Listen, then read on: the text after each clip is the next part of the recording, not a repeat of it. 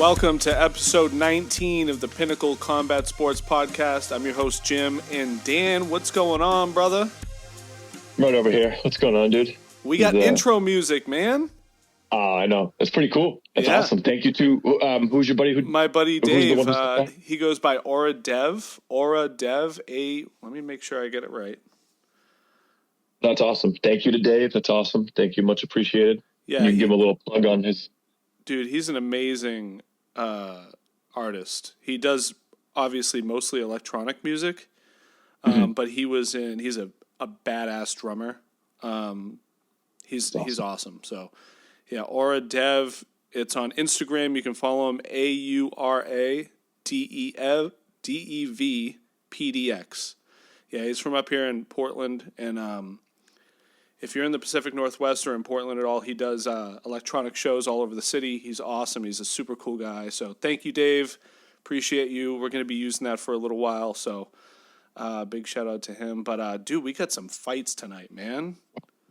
Tell me about it, Jim. I've been waiting for this card for a while. Even because this card came together for quite a bit, because I'm sure they did a lot of whatever, press, whatever you want to call it. But I'm pretty sure this card, for the most part, was set up a long time ago. So I was like eyeing this one, even though we had a lot to look forward to. I was eyeing this one like June, right? There's so much going on in June, but I was like watching this, like this one, this one, and next week is it might be my favorite 2 weeks that I can remember, because then you have not to get ahead of ourselves, but we have that next one. Next one is Sanhagen and Nurmagomedov. Free Saudi Arabia one, ABC. Yep. Phenomenal. It's 2 weeks right here. But this particular card, dude, it's just, these are my favorite fight cards. It's probably maybe second to Brazil. But when they do these England cards, they're always good. Always. Yeah, the energy is always high and ready to go, and those people are going to be up at 3 o'clock in the morning watching Aspinall defend the interim championship. I was just about to say that. That's a big part of it, man. Think about how hard it is to have that. Like I'm complaining, which is like I'm whining about having to stay up till midnight for the main event. I'm like worried about if I'm going to stay up, and these dudes are like just getting after it, Jim. Yeah, they got a peak at 3 a.m. There is not a beer not drank at the end of that event. Like, you should see. You remember those old ones when they did in Ireland too? Like, Ireland's very similar to the England. Yeah. When they had those going on, and when one of the times when McGregor has the stoppage, you see, 1,000 beers go in the air. Like, people throwing it around. It's crazy. But I love these cards for the energy. The fans are great there. Mm-hmm. They seem pretty knowledgeable. I don't even give a shit to say if it sounds bad. Like, most American crowds aren't knowledgeable, so take that how you want to take it. But they're not knowledgeable. They'll boo too much. Like, it's a lot of annoying shit. Especially when I'm there live. In Vegas, you notice the difference. In Vegas, it's not quite the same experience, because I think there's a lot more people that are like really into it that are there, as opposed to just they're in your hometown, so you go there and get drunk and you don't even know what you're watching. But the fact that it goes to the ground, you're booing. I'm like, you don't even know what you're. Yeah. Some of the coolest guys are the ones that are dangerous on the ground. I know, right? You have to be responsible, like defensively responsible everywhere with them, as opposed to where you can take breaks. It's like, who would you rather fight? Like someone you can't take any breaks in any spot because they're dangerous everywhere. That's the scary one. We're not going to get any of those boos tonight from Manchester, man. They're going to be pumped. They're going to be riled up, ready to go. Maybe if their guys lose. But other than that, before we get into the main card today, there's been there's been two announcements I want to bring up. One was yesterday. So today it's fight day. So yesterday was Friday, and Dana White came out and gave us the full card for UFC 306 at the Sphere, September 14th. Obviously a huge event for UFC, a one-time only crazy Sphere experience. If you don't know what the Sphere is, Google it. It's an incredible venue that they built in the past year or two or something in Vegas. And it's just going to be crazy. Dan and I are going to try to go to it, but we'll see how that goes. But I have it up here. The main event, which I think we all kind of assumed this was going to happen, but it's now official. Sean O'Malley will be putting up his bantamweight title against Merab in the main event, so that's exciting.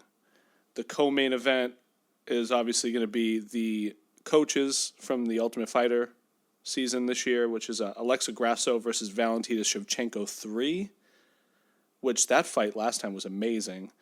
And then Brian Ortega and Diego Lopez are actually going to fight this time, and Brian's going to make weight, right? And we got our fingers crossed.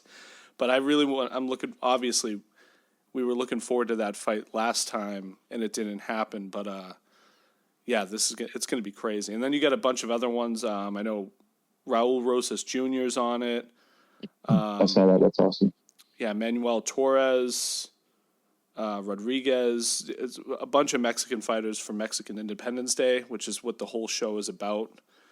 So I don't know, man. What do you think? I'm excited about that. That's going to be awesome.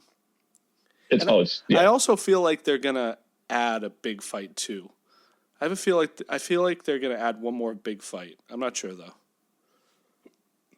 Yeah, it's just I'm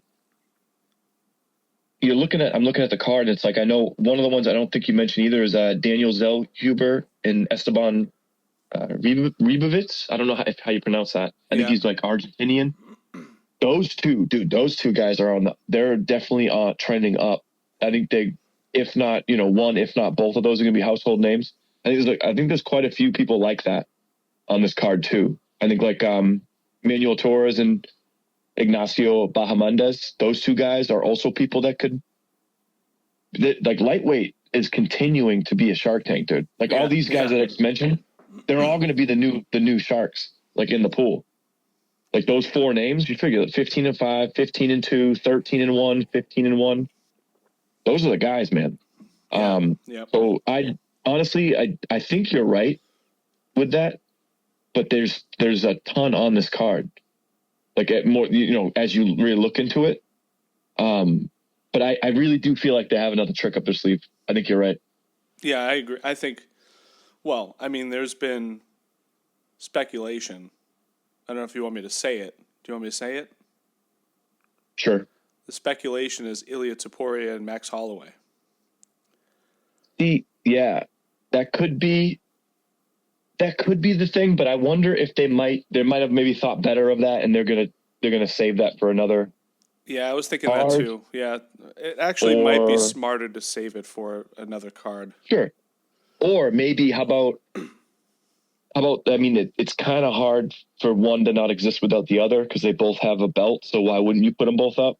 But maybe if they just do the BMF title on the line for that one, and then you can kind of throw it anywhere. You don't have to headline it. Well, then you'd have to have Max, and he wouldn't be going for the championship, right? He'd be defending. Yeah, it's unfair to him. That's what I'm saying. It's like if you only did BMF, but yeah, exactly, it wouldn't be fair. But I honestly don't. I would say that they're probably more inclined to keep the card the way it is because I think, like I said, there's no shortage of the talent on the cards. I think there's just some names that people don't know yet. Yeah. Including us because let's see, I've only seen Esteban Ribovic. God, I got to get his name right because I know he's definitely one of the up and comers. I've seen him once for sure. I've seen Zellhuber more than once. And Manuel Torres, I think we watched him recently. Bahamondes, I believe I told you about him. Yeah, you did. Yeah, I remember telling you about him going in, and we watched him. We were like, okay, yeah. So, yeah, I think there's going to be a lot that comes from this card with these names like that. And it's a perfect event if you want to make a name for yourself, because so many people are going to tune in, I'm sure. And actually, I think is probably the first. It's going to be the first time anything at the Sphere is televised. I would imagine, right? Unless they've done like live concerts or something like that. I'm not sure, but this is going to be... Those aren't televised, right? I mean, in any way. I think you're right. Yeah, it might be the first televised event from the Sphere. And maybe definitely a sporting event. Oh, yeah? Pretty badass, dude. I just can't wait to watch. Like, that's why it's, of course, the number one way would be watching it there in person. But, I mean, you got to feel that if you're in a place watching it with a good TV or a really nice projector at a bar or somewhere really nice, the presentation they're going to give you is going to be just something you've never seen anyway. So it's just going to, either way, it's going to be an incredible experience. Yeah, I can't wait for that one. Let's move on though, but because we're going to talk about that for the next, I was trying to hold back. I was like, don't talk about any particular fights as far as like, what you think's going to happen. I wanted to talk about O'Malley, Merab so bad. Well, like you said earlier, there's a lot of meat on the bones for tonight, so we got plenty to talk about. Yeah. And kind of a way to segue into this card. Something else that was announced this week is that the UFC has finally dropped their ban of the 12-6 elbow.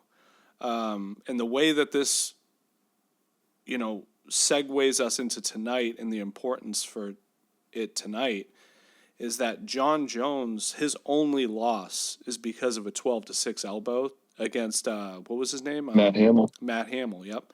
Yeah. And if that had never if he had never thrown that elbow, that fight was over and done with. That in everyone's mind, including his, he didn't lose that fight. So he's already beaten, man. He was beating him up in that fight that. Oh my God. Yeah. It was illegal murder, basically.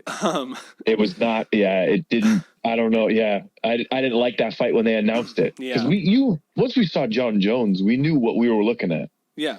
We were like, we didn't say like, oh, that's the greatest fight I've ever seen, but we're like, oh, that's a champion. Like, so yeah, some of the fights he got, I was like, oh God, I don't want to see him fighting this guy.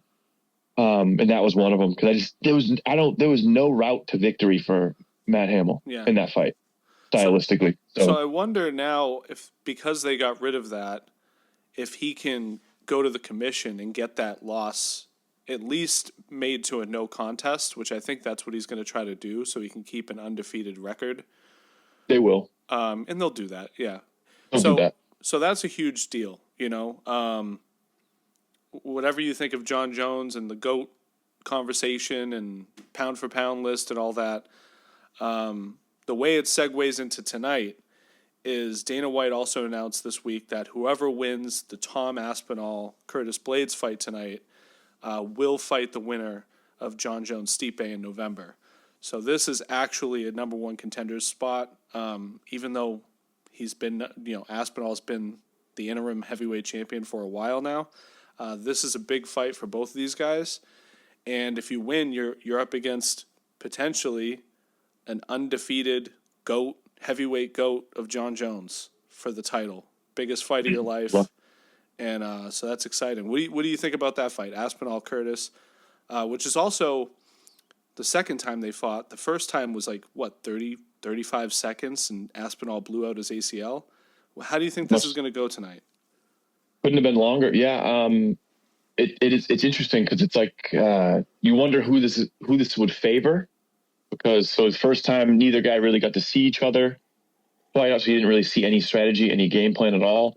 You never really saw what their first thought of you is, right? Like if you're fighting someone for the first time, you might have an idea of what you think they're going to do, but until they do it, it's all just speculation. So it's like they never even got to even see what side was preparing for in what way. So it's like, it's still a fresh fight. This is literally the first time fighting, really, because there wasn't a whole lot to look at there. As far as,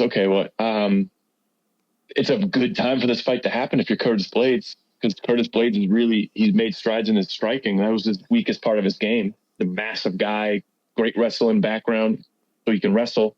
And he can be dangerous, because you saw what he did to like a guy like Overeem when he smashed him. Like when it's going well for him and when he's able to dictate, he's very dangerous. I don't think he's going to be able to dictate much with Aspinall once the fight gets going.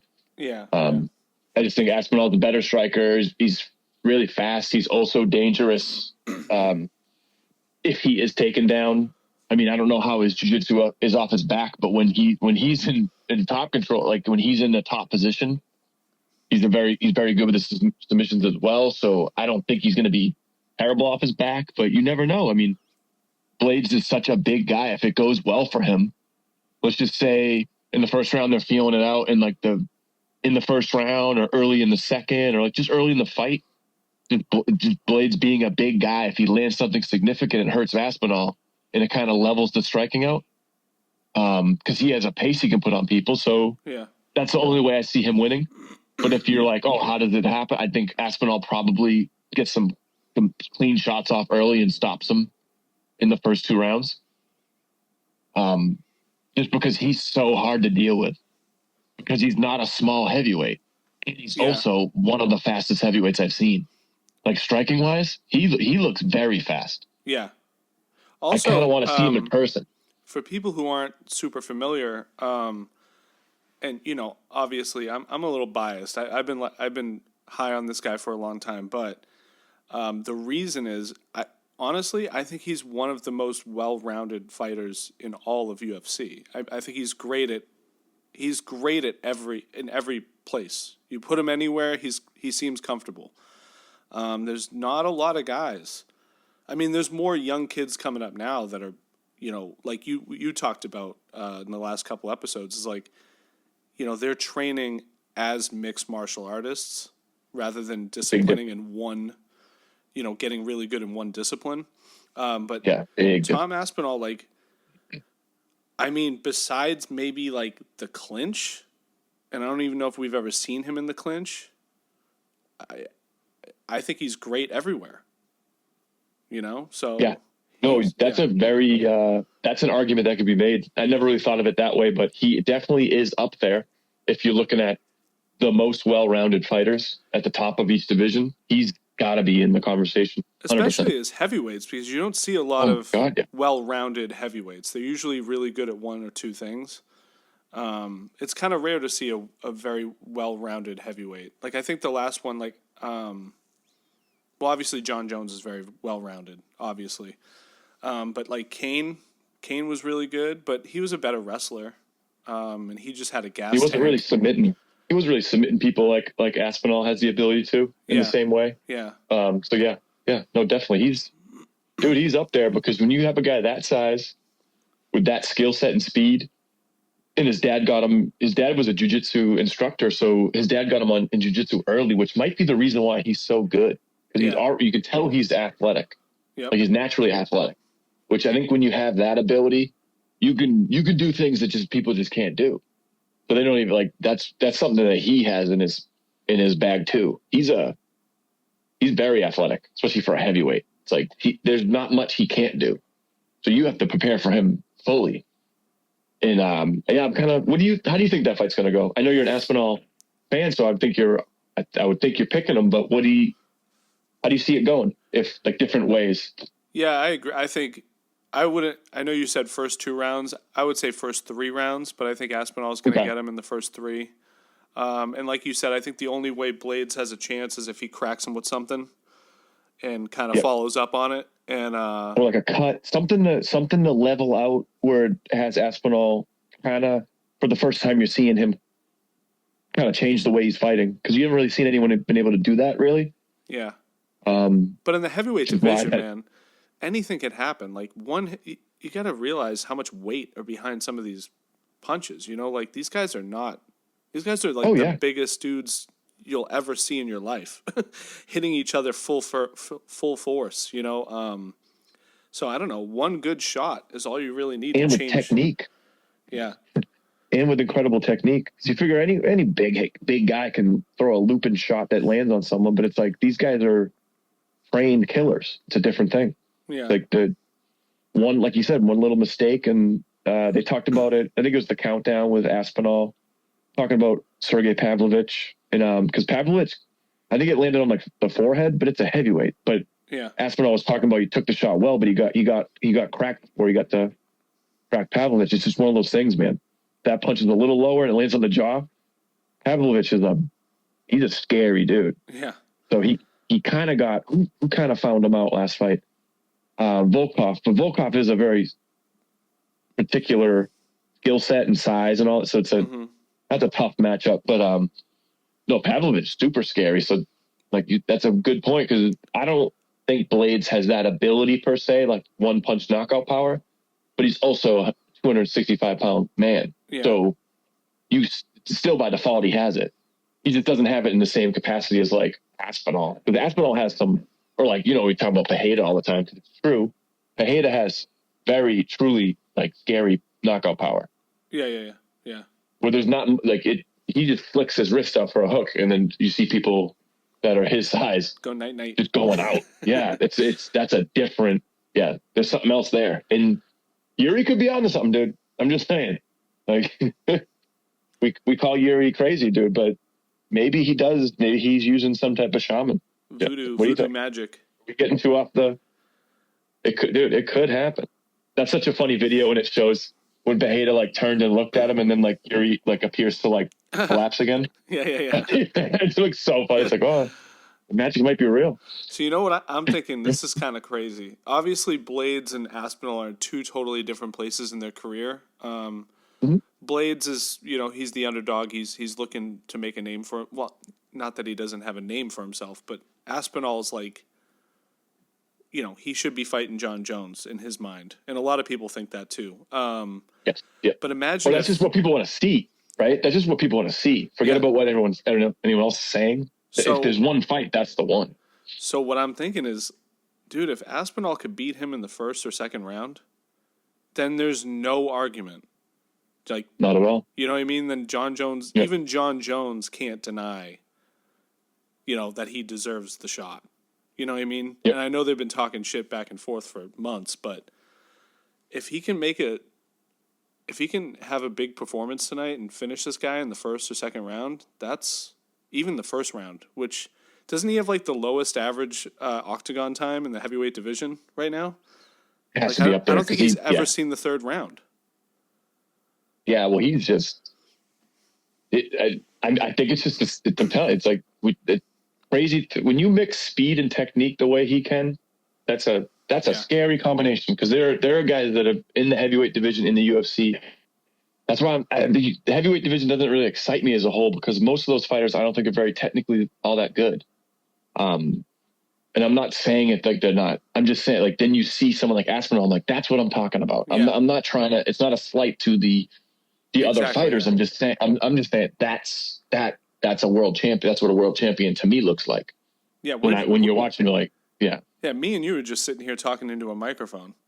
Like we have not. Yeah, it's not like I'm saying anything. Yeah, no. I'm not saying that they're not. I'm just saying if we're looking at the highest level of competition in any sport, you got to look at it like that way. It's not a disrespectful thing to say that Aspinall looks like a world champion. Where the guy he looked good, but Muhammad Usman and the guy the fellow that he fought last week, neither one of them looked like a champion to me. That's not. Yeah. I'm just saying they're not there yet. Could they get there? Absolutely. Like that's what hard work is. But usually you see those guys kind of make a splash and you have like the way Kane came in and everyone's scared of Kane. Like it only took a few fights. Dude, there's always one fight. If you watch, if you're an avid watcher, there's always one fight that puts you over the edge for someone. And you're like, wow, this guy is serious, like I can't remember what my Aspinall fight was, but there was one fight I watched with him. Actually, let me look up his fight past here. Yeah, I'm kind of curious too. It must have been maybe it was Spivak. How do you say that? Didn't he beat Volkov? That might have been it for me. Didn't he already fight Volkov and beat him up? Yeah. That was one of those, because I think he beat him pretty soundly. So look at this. So ready? All right, so UFC. So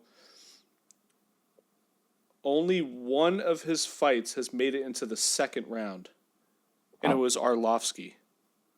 Wow. Wow. And he finished that 1 minute and 10 seconds into the second round. Every other fight, he finished in the first round. Wow. That's the only... that's amazing, but it's one of those things. I forget what the exact term is when they call it like a victim to success or something. Like if you're getting all these fights done too early, then you're like he hasn't necessarily high expectations and all that, and you kind of psych yourself out. That for sure, but it also could be you haven't been in those moments. You don't really know not even how you're going to respond. If I'm a champion, I'd rather have already had those moments.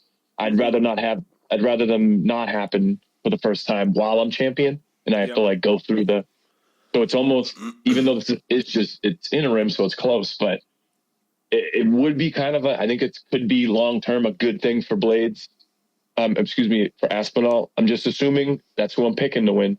Mm-hmm. Not saying it's going to happen. This is a very tough fight, which is cool because they're both giving each other a ton of respect, and they're going in really net the way they are. It's very respectful and just acknowledging the talent that's on each side. Yeah, because I don't know if you heard this, or because I think I can't remember where I saw this. Maybe it was one of the countdowns or something, but after the last fight between them when he tore his ACL, they called Curtis's team to come up and have a beer with him at the hotel. So they hung out cool. after and had a beer together, and I think there's a lot of respect there, obviously, and whatever. But obviously I'm looking forward to it. Aspinall is one of my favorite fighters right now, so I've been also looking forward to this card. But let's get into the main event if you don't mind. Oh yeah. Obviously, it's the main event because it's an amazing fight. Leon Edwards and Bilal Muhammad for the welterweight strap. There's been a lot of animosity this week. Very much. Mm-hmm. Bilal's got a little chip on his shoulder, and Leon's just Leon. He likes getting in the little spats. You see that elevator where they walked into the elevator with him? That was funny. Yeah. But what do you think of that fight? How do you think that goes? First of all, I always think it's good. It's always going to be harder trash talking with someone when you don't like to use foul language like Bilal does, because you can see like some of the things he says. Just like I think it's hard to it's hard to have a battle of words. You know, when you're calling someone a vagina, like bro, just call them a pussy if you want to. But it just doesn't hit the same. But no, that was it's interesting. Because both guys have a good argument. Leon Edwards is one of my favorite champions in the UFC right now. 100%. It's not. It might not even. It might be number one, and it might not be that close. I love the way he fights. I love how much he's improved, and he continues to improve. But this one I understand because he does extend his open hands out a lot, especially when he's throwing kicks too. So I understand the complaint. So it's like I get his animosity, and then I get Leon's side about I get it. It's tough to see it on the outside, and I'm just kind of go 50-50 with it as far as that goes, because I already have I lean towards Leon. I really like him, but Bilal Muhammad, I worry about this fight for Leon, because as long as I hope he's not taking him at all lightly, as far as this guy can beat you, it's going to take certain things, but I don't like when, like, I'm not saying he is, but I don't like when certain fighters just be like, that guy can't beat me. I'm like, well, I wouldn't want to carry that in any fight. Just to be like, this guy can't do it. Okay, so he can't do it. This is the UFC. There's definitely a route. This is top 5 in the UFC. Anybody can beat anybody on a certain day, given their and Bilal Muhammad's improved a lot. He's gotten a lot better, and he's beaten a lot of good names. Yeah, there's a reason why he's up here, man. There's 100%. Yeah. And, so I think it's very similar to the co-main event, where I think Bilal Muhammad, I don't think he has any real knockouts for like a lot of it's like more the pace he puts on you and the flurry. But so he doesn't really, the one punch isn't as much there, but I think he can land something significant that hurts Leon Edwards, and that helps. And I think he's going to have to weaponize a pace. He's going to have to put a crazy pace. And I think he's going to do it, and I think he's willing to do it. But he's going to have to get hit a lot, and he's going to have to be in the fire a lot if he's going to be successful. Because you have to he's just going to have to bank those and be like, yeah, I'm going to get touched up. But in the 4th and 5th rounds, if he's tired because he's been on his back foot most of the fight, then I can put there's definitely a route to hit. Like, he's dangerous in this fight. But I also see it going similar to the co. There's also we've seen how you can beat Leon. Kamaru's first fight against Leon, he had that fight won. And he put a pace on Leon, and he put his back against the cage and used it, and that's the way you beat him. That's the way you beat him. Mm-hmm. You just can't get hit. You can't get headshot killed, like Kamaru did. And if you do get hit, you got to walk through it, I guess. Well, you're going to get hit because Leon's good. Oh. He's amazing. Oh, absolutely. Absolutely. And I don't know if you saw that video I posted on the Instagram yesterday of his old fights before he got into UFC, where he fought this guy and he knocked him down 4 times. Like 4 times. It was nuts. And it was like 3 head kicks and like a straight right. It was wild. Yeah, Leon's been good for a long, long time. And they're both on like 10 or 11 fight win streaks, both these guys. And anybody could win. And that's what makes the UFC especially that much more exciting than other sports, or for me at least. But yeah, dude, I don't know. I don't see. But as far as this fight, Jim, as far as going into this fight, I figure if you're Bilal Muhammad, the biggest thing is like if you put that pace on him, one of the best parts about that is he's not able to dig in. When he's controlling the pace and the volume that's being thrown at people, he's so hard to deal with. The way he mixes up his kicks, going low, going high, they look exactly the same. Like that, he just has to touch you with his left hand. His left hand's so natural. It's just such a natural movement for him. Yeah. He's thrown it a million times, and it's one of the best left hands in MMA. The left straight, like it's one of it. He throws it better than I think anyone. Like in the game right now, and that's one of those things. If Bilal Muhammad keeps having to guess when, okay, is this a body kick or is it the head kick? If he keeps having to play that game that's got to be so mentally taxing. So if he's controlling that and he's dealing with that for the first couple rounds, we might not see Bilal Muhammad get to put his game plan into motion because there might not be an opportunity. Yeah. So we should also mention that this is also a rematch because they did fight before, and I think we mentioned that in the last podcast, but we haven't mentioned it today. But they fought a while ago. 2 years ago, something like that. At least that. And because before Leon was champ. Yeah, so both the main and co-main event are very similar in the fact that they're both rematches and they both ended on what am I trying to say? On bad circumstances. Yeah. Sure. Yeah. I like it. Yeah. So in the Aspinall fight, Aspinall tore his ACL, and in the Leon Edwards and Bilal fight, it was an eye poke that Bilal could not continue in the second round. In the second round. So yeah, and I think we talked about this last week, but it looked as if Leon was winning he won the first round, but it was still a pretty good fight.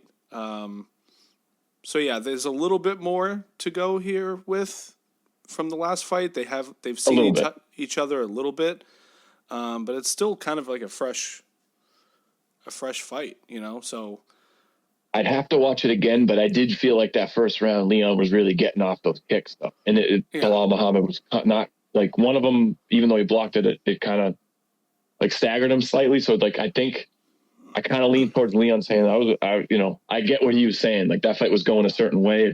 To me, I'm not saying that's why it went the way but it's just an unfortunate thing. Yeah. And also it was also March 2021. So it's at 3 years. So you're right about where it was. Yeah. That was their first meeting. So we both What do you think? We both picked Leon. Yeah, I just think Leon's at a different level, technique-wise. I think he's just so good at his angles, his kickboxing, and I agree with you. I think the only way Bilal can win is if he smothers him and puts a pace on him. And doesn't get hit. Leon's a big welterweight. You might look at him and be like, yeah, he looks like I bet you if you saw him, you'd be like, okay, that's a big dude. He's not an easy guy to move around. So, you never know. Bilal Muhammad's he got the right rub, man. He was with Habib training with him for a while. So, that translates positively for any fighter. You're learning different mentalities. Yeah. That's a championship mentality that Habib has given all his guys. Just by being in the room with him, because he's holding you accountable for everything he's doing or has done, Also, was he as into his religion back when they fought the first time? Because I know he's gotten really, really strict about his Muslim faith in the past couple years. I just don't know if he was as strict as he is now when they first fought. Because that could be a huge difference maker. Like just, coming in with a different, mindset and discipline. Yeah. Mm-hmm. Oh, 100%, man. that's one of the things that I don't think people put, including myself, we don't really think about that as much for a lot of these guys that are coming from, like, say, Dagestan, who are like, it's pretty much just eat, pray, train, Yeah, it's their life. and Yeah. then sleep. It's like that's really all they're doing, and they're not doing any of these other things that are negatively, whether you feel it or not. Like, they're not eating any garbage, they're not consuming alcohol, they're not out late partying, they're not, like, you might be like, oh, that's one night. It's like, well, that's one night that they're not doing it and you are. Yep. That's the way I'd look at it. You don't want to be doing that, man. I wouldn't want to be doing any of that. Yeah. So that definitely has to do something positive in their mental and just the physical. Because look at the shape he's in. That's when people are like, the people love to speculate, man. I'm like, yeah, maybe he is doing something, or maybe he's in phenomenal shape because he's an MMA fighter who trains nonstop. He participated in Ramadan, so he fasts. Like, no wonder he looks like that. Like, and this is the biggest fight of his life. Put in work. Yeah, of course he's going to train harder. Like, what do you think? I think people don't know how. I'm not saying it's easy to get into that shape, but if you live a certain life, you will look like that eventually. Yeah, but if you live a strict life. Also, everybody on this card is in a phenomenal shape. You see Paddy Pimblett; he looks amazing. Yeah, he's always in crazy. That's another. See, I think he should cut that shit though. Like, you might have a little window where you get a little out of shape and eat some shit, but I don't think that positively is going to do anything good for him, especially with the way the game is now. That would be my argument. I'm like, I like these.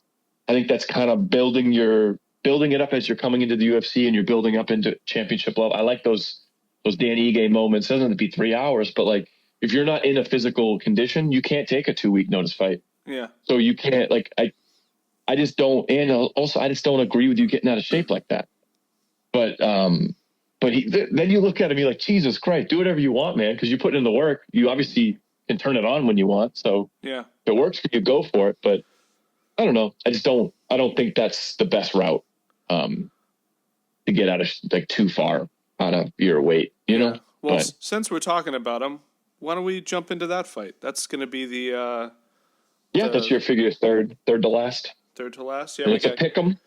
Yep, King Green, Bobby Green against Paddy Pimblett. I don't know, me right off the bat, for a while, for the last week or two, I've been leaning towards Bobby Green, or King Green. This is going to be a hard transition for me to call him King. But that dude is so nice, dude. That dude is so nice. Yeah. That was one of the nicest fighters that I met. He was so, like, he was just so present. Like, when you met him, he's like looking you right. He's everything you see in those interviews. He's not fake at all. That if you're nice to him, he is so nice. Oh, that's awesome. That dude's wicked. He's wicked cool. Yeah. But it is funny. It's like calling him Kings kind of. I'll call you whatever you want. It's been your nickname forever. So. Yeah. But yeah, I've been leaning towards him for the last week or two, but I don't know, man. Paddy always finds a way. And Paddy has to get the fight to the ground, I think, if he's going to be successful. Yeah, and this is to get him into the ranked, get him ranked finally. I mean, obviously there's been hype on Paddy for years now. So this is his big moment. This is a big fight for him to get into the rankings. Big. And he's got his custom shorts. Oh, that was one thing I didn't put in here. Leon Edwards and Paddy Pimblett have custom shorts tonight, so look out for that. They're really cool. Pretty cool. Leon Edwards ones are cool. I saw those ones. Yeah, those are awesome. They got the Jamaica flag and the UK flag. Yeah. That's awesome. Those are cool. That is cool. But yeah, I literally up until like yesterday, I was leaning towards Bobby Green, and now I picked Paddy tonight. Paddy's on the Instagram. I picked Paddy. So sweet. I took Bobby Green. I took King Green because I generally, if you're not like a Habib or Islam or like one of those wrestlers where it's like, all right, I don't think he's going to have trouble taking anyone in the division down.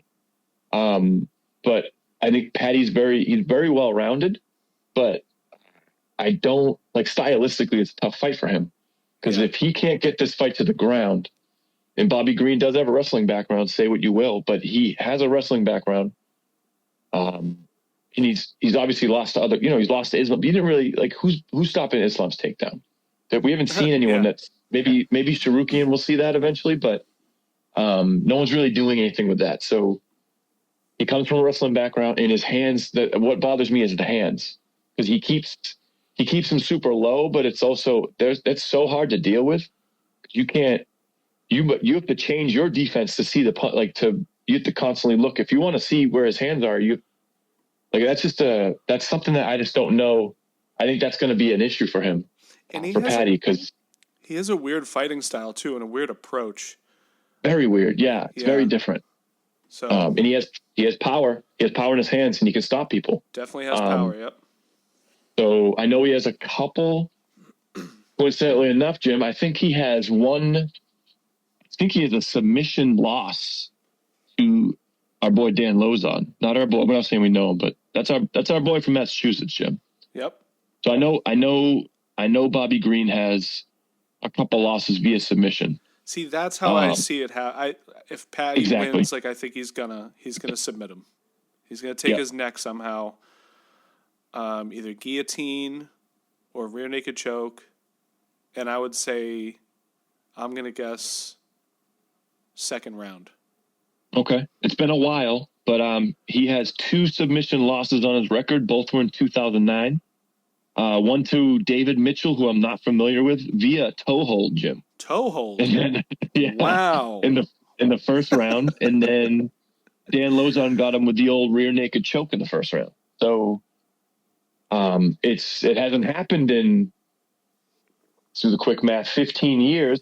So, I'm not saying there's any. Yeah, you could say he's due for one, but I'm also saying he's all. There's I know. Not a lot there either. So it's like. Well, like you said, interesting fight. If he stops the takedown, it doesn't happen unless he gets clipped, whatever. And that could happen, obviously. Patty's, I could just see he's okay. He could clip him. It's happened in. No, Patty can hurt him. Yeah, for sure. Patty can hurt him. Patty can definitely hurt. Patty can hurt guys because he's a big lightweight. You can see it. Like he's a big fella. So plus now he has a family he's fighting for. So people change too. You could see that. The example we like to always use, the Charles Oliveira effect, seemed like there was a switch there where you think it might have been that when he had like more of a family environment. For sure, yep. That's got to change you a lot. I feel like that would be something that, like, I think Poirier could probably give you a lot of insight on that, because I bet you that's changed the way he's always been a dog. He's always been a top guy, but when he had his daughter, that probably changed a lot. So also, Patty just signed a new contract. That's cool. So he just added. There's no details in it, but he just signed however many more fights with UFC. So that's a big deal for him. But yeah, obviously with everything we've been talking about, it totally makes sense that this is a pick'em fight. It's literally, in my head, like I said, it's 50-50. Obviously, both guys have their own advantages, but it really just depends on who takes control and where they can put the fight, and if they can finish. I don't think this one's going the distance. What do you think? I think you're probably right on that, because I could see maybe like Patty getting a submission in the second or third. I could see him maybe never getting quite the submission he wants, but maybe winning a decision off control, maybe. But I would think that the pressure Bobby Green will put on Patty with his hands, if it goes bad for Patty, I don't see him getting out of the third, just because I think Green can really he's pretty good at landing shots on you. So if it starts to snowball, if it starts to snowball on you, he's very accurate. Yeah, when he smells blood too, he's on top of you. Yeah, so that's interesting. I would lean towards probably the only way I see a decision would maybe be Patty. But like I said, that's not the number way I see it. I see number one way I see it going is Bobby Green peppering him up and probably getting a stoppage, and maybe it going back and forth and Patty landing shots. But I think Bobby Green is not going to be there for most of them. Yeah. And then if he's kind of shooting in more of a rush than like a panicked state, it's not going to go well. Mm-hmm. Then he starts, But I could also see Patty winning I really could see him taking this fight down, blowing it down, using Bobby Green's. But that's another thing about Bobby Green. He might look like he's out of position or in a bad spot. He's not someone who charges forward recklessly. So he's going to be hard to take down, I think.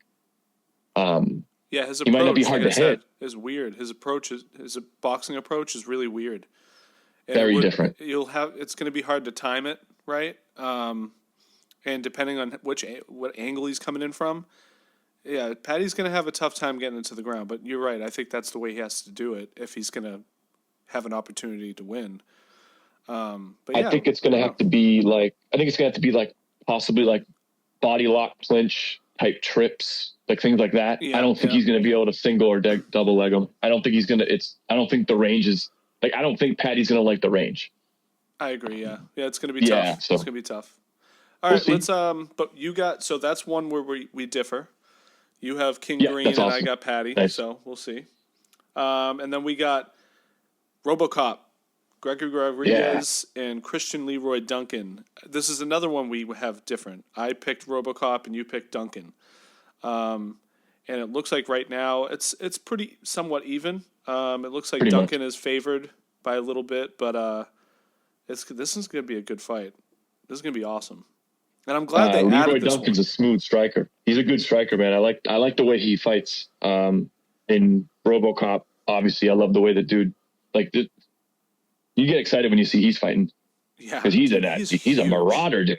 He looks like a massive middleweight, which both these guys really are. Because I know middleweight, they're 185. These are all big guys, but Rodriguez is 6'3" and Christian Leroy Duncan 6'2", so these are big fellas. Jesus. There's not gonna like that. Yeah, they're gonna. But Leroy Duncan, he's a very smooth striker. I think he might. If I'm remembering right, the only thing I didn't love about his game, I think he stayed a little too upright. A lot of times, whereas like I felt like his head was staying in the same. Like that's the only thing I'd worry about against a guy like RoboCop. But he's a talented mixed martial artist. You can tell he seems like he's someone he was actually in the countdown. I think one of the gyms that Leon was at, he was grappling with him. Oh, nice. Okay. I believe. Yeah, I believe. He's a big dude. He's you've seen the ball headed dude when they were grappling at that what was that gym? I forgot, like Fearless MMA. Was it Fearless? Their gym? Oh, I But can't remember. I think he's over there. And yeah, I think you'll like him too. But also, you could be right on that one, dude, because RoboCop is something else. Yeah, I don't know why I picked RoboCop. I mean, I'm sure Duncan is an amazing fighter. I'm not super familiar with him. Sure. But RoboCop's awesome, and he's Oh, I don't know. yeah, I just enjoy him, and I have a good feeling about it. I know Duncan's got his home field advantage, but Yep. I don't know, man. I just like RoboCop. So I don't know. Probably his aggression, Jim. Like every time you see him fight, he's such an aggressive fighter, but he's not necessarily like someone who is aggressive in a negative way.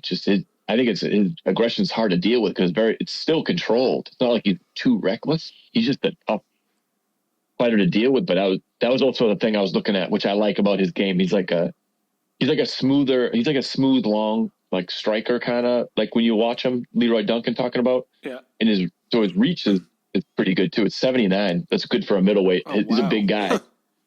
Yeah. So his is 79 and Rodriguez is 75. So it's not like Rodriguez has a bad reach by any stretch, but yeah. I mean, it's pretty significant reach. For a guy for a guy who's 6'2" and middleweight. I don't know how many guys are around 80. Yeah, I know. You know, right? Yeah. you don't find too many. You don't find too many in any division. So that's also, you never know. We'll see how it goes. But that's a great fight to have on that main card because that fight's going to be. Or I shouldn't say that. I might have jinxed it. But the fight looks like it's going to be something where these guys something's got to give because both these guys are pretty aggressive and they're dangerous. So yeah, especially I love that matchup. because I can only speak on RoboCop. Really, is Yeah. And maybe that's why I like him because it's not going to go the distance. Someone's going to get finished. So we're looking forward to that one. But this next one, the first opening fight of the main card, is probably, in my opinion, besides the title fights, the best fight on the card. Arnold Allen and Giga Chikadze. Great fight. Dude, I can't wait for this fight. What a way to start off the card. UFC's been so good at that lately with having that first main fight on the main card is just amazing. And it just gets your blood going, you know? Yeah, it seems like they make an actual effort to be like, all right, what fight should start this? What fight should be the main event of the prelims? Like, it seems like they really, I mean, they've always done that, I'm sure, but it seems like you're right. They're really nailing it with these entry pay-per-view fights. That's a great first fight for the pay-per-view. Man, Yeah. Jakatse, he comes with a kickboxing background, so like he's so dangerous on the feet, and Arnold Allen's so well-rounded. I think I'm not saying Giga's not. We just know what he's trying to do, as opposed to Arnold Allen. Really, he mixes it up pretty well. He's one of those guys that seems like he kind of seemed like he came up in a mixed martial arts background, as opposed to like we were talking about maybe a specialist. Yeah, for sure. Man, that's a great one. I agree, though. That's probably your dark horse. Yeah, for fight of the night, or just just a good competitive fight. Dude, there's no shortage though, because you figure the whole prelims I'm excited about too. Yeah, why don't we just mention because we're at like 52 minutes. Why don't we mention a small handful of prelims that we can look at? Oh, one we got to mention. That got moved to the early. Why don't we just start with that? Mokaev and Cape. Is it Cape or Cape? Cape? I think it's I think I've heard Manel Cape, but okay. You hear it screws you up when you hear it different ways. I'm like, which way is the right? I don't know which one. Yeah. But yeah, I think it is. Those guys, and maybe because I don't know why they're so pissed at each other. Do you know where this is all stemming from? So, all right, so people who maybe haven't been paying attention. This was one of the first fights that was announced for the Manchester card. I think it originally was on the main card, right? Yes. And then they had some bullshit, I don't know, they're just at each other's throats this whole time. Some altercation at the PI. Yeah, the altercation at the PI, that's what it was. And then they moved it to the prelims, and they had another altercation last week or maybe early this week. And they moved it to the early prelims as they're punishing them because they're at each other's throats. They couldn't even literally Mokaev at the weigh-ins, he didn't even get on the scale. He just put his fists up and they wanted to go at it. Fight, right? Yeah, they would definitely would have too. That was not sometimes when you see it, someone would do it for the whole show like Connor might, but no, they were about to that was going to be a fight. Yeah, so as he was walking up onto the stage, he's already yelling at him. You want to go right now? He puts his fists up. Oh, my God, it was crazy. If you watch Mokaev, as soon as he heads down those stairs in the corner, it almost looked like he tried to go at him again. Well, they threw a water bottle at him. There's another video later, when they were trying to get him out of the it makes sense. The arena. There's a lot going on there. There's a lot. I just don't know if the PI is it just some shit talk and then they saw each other the PI and that everything happened, or is there something before the PI that happened? Yeah, there must have been some trash talk. Because whatever, man. That always happens. People trash talk every event. That's what fighters do, Yeah. But someone must have said something really personal or offensive or something like that. And I don't know what religion these guys are or whatever, but it could be. I don't know. I don't. That's why I was wondering if you knew, because I have no idea why they're so heated. It's just wild. I only knew the PI. I only knew the PI stuff. That's it. What happened at the UFC PI? Yeah, and they had an altercation at the hotel too this week. You can't even have them in the same building. They're crazy. Which is at some point, at some point it's kind of all right, so if I'm Dana White, I got to be looking at both of you. Might not be someone I can depend on in these big fights going forward then. So I understand you might have one moment, but then at some point you got to be a professional and just kind of put blinders on until fight night. Yeah. Save your energy. Right? Yeah, I don't. Yeah. Just let it build and build and build and bring it on Saturday night.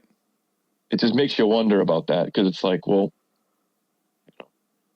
but I mean, hey, they did. It did seem like a penalty, a penalizing the fighters, but man, they reward the fans by putting that in the early prelims. Jesus Christ, that's a great fight. Well, there was also talks a couple weeks ago, maybe even a month ago, that they were going to even scrap that fight off the card. Wasn't one of them I was hoping they didn't. injured or something, or I can't remember. Well, I think at the PI, I think Makayev got cut. Oh yeah, that's what it was. We didn't know how bad it was. Yeah, but we didn't know how bad it was. So, but yeah, there was. It's just So like you said, they can't even be in the same room. I wonder, I just wonder, however this fight goes, is it going to continue after the fight? You know what I mean? Like, that's how heated they are. That's how pissed they are. Yeah, it does seem like there will be no. They're not shaking hands after this fight. I don't think. I don't think so. Could be wrong. And I really hope we don't see that. Like, I don't want to see another, like Khabib jumping over the cage and attacking the other team. I don't want to see that, man. Like, come on. Be professional. You're in the UFC. You're on pay-per-view. Keep it cool. Get out your aggression in the ring, and then you don't have to like the guy after, but be professional, Mm-hmm. It takes two to tango. It's like there's always, because there's always one side that's like, what did I do? It's like both of you guys are doing plenty to make it a thing. So stop. Don't act like it's not a one-sided affair. Yeah. But you just kind of wish they would maybe just like that fight doesn't excite me in the same way as if they had a true actual face-off where they were nose to nose and nothing happened.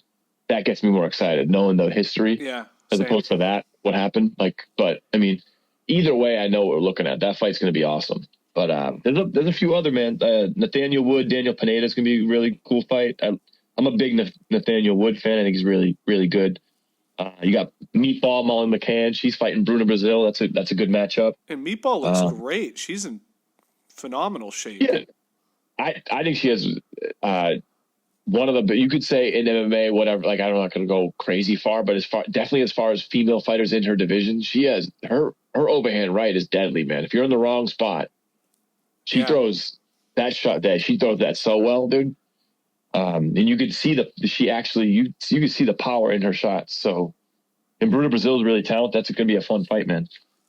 Jake Hadley, I like him a lot. Yeah, I like Jake Hadley too. Yep. The dude he's fighting is supposed to be. I have only seen him fight once. Yeah, same. But he's supposed to be pretty damn good. So that's a good matchup. Oban Elliott, that Welsh fighter, and Preston Parsons will be a good matchup. There's so many fights, man, that I'm excited for. I'm kind of curious to see how that one goes. Oban Elliott and Preston Parsons. Because Oban Elliott, man, he's wild. He'll throw a pace on you. Remember he fought that dude. Did you watch that one? He had his last fight against Val Woodburn. You know that Jamaican dude that's built like the dude is just absolutely jacked. Yeah. He's a small. He's only 5'8" for welterweight. That's not even that small, but it's just like, he's like he's just massive, dude. So that was a crazy fight last time they fought. Mm-hmm. And then was it Matt Sellemsberger? That's the last guy that Preston Parsons fought and won. I like that fight. That's a good matchup early on, too. Kiefer Crosby, he's an underdog, but I think he was with Connor's camp, or is with Connor's camp. He's fighting Sam Patterson. That dude's really good. That's a fun fight. Okay, nice. But, I mean, honestly, I have a reason to be excited about all these matchups. I love these cards, man. Yeah, they've been it's like not only just the yes, oh my god, yeah, and she's been on fire this year. Best year I can remember. So like, I don't think it's going to be close by the end of 2024. Yeah, you're gonna look back at this year and be like, "This is the best year for an MMA fan." Yeah, what a great time for us to start this podcast. This is awesome. This is awesome. No shortage of things. I mean, Jesus, every week there's something. But yeah, this card, I've been waiting for this one because you figure, like we talked about how great the fans are, but it's like almost every fight, if not every single one, has one fighter of English descent for the most part. I figure most of these. So yeah, there's a couple Irish. They always bring it. Yeah, there's a couple Irish and Welsh, and yeah, it's going to be great. Oh man! But we'll have so much more to talk about tomorrow, I'm sure. So let's end it there. It's exactly about an hour right now. Perfect. Yeah. So like you said, we're gonna have plenty to talk about because there's gonna be there could be 10 fights we want to be talking about tomorrow. There's going to be at least a half dozen. It's going to be awesome. So this is going to be a great card, top to bottom. As far as entertainment value, it's going to be top notch, dude. I could say that confidently. I'm looking forward to it. I can't wait. Sweet. All right, well, let's wrap it up there. To everyone listening, thank you for the support. If you do enjoy the podcast, please share it with somebody that also likes MMA, UFC, boxing, or whatever, you know? You can follow us on Instagram at Pinnacle_combat. We have a YouTube channel, which we also upload all these videos to, which is also at Pinnacle_combat on YouTube. Thanks again to Dave for the intro and outro music. We appreciate you, and you're the man. And if you're in the Pacific Northwest in Portland or Seattle, come on and watch him. He's great. He's an awesome dude. So thank you again for that. Dude, fights tonight. We'll be talking tomorrow, so tune in for the post episode tomorrow. Dude, I'm gonna be texting you all night for sure. And I gotta get I'm gonna get some grilling, some meats. Get it going, dude. Yeah. Get some ribeyes, you said, but or porterhouse. I forgot what you told me, but ribeyes. Yep. Yeah, no. Thank you to Dave as well. Much appreciated. And no, these fights gonna be great. This fight's gonna be great, lads. I'm gonna text you that all night, dude. Lads. All right, Dan. I'll talk to you tomorrow. Enjoy the fights, brother. Sounds good, man. You too. All right. Peace.